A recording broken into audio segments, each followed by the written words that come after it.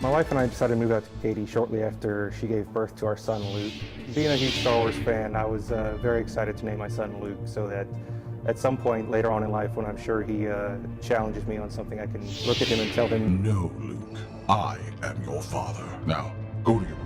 I did decide to try to keep driving the commute myself, and Don't make me destroy you. I gave it about a week. 3 hours of my life were basically spent in a car. So riding the Metro really helps me mentally de-stress and just relax before I get to work as well as upon getting home. It really helps put me in the right frame of mind. The commute's faster because you're able to take full advantage of the HOV lane. The 221 route is a direct shot from the Kingsland Park Ride into downtown. My company, NRG, offers a plan with Metro where they cover half and I take the other half of the month, basically. So I gave it a try and I'm really, really glad I did. Drive less. Do more with Metro.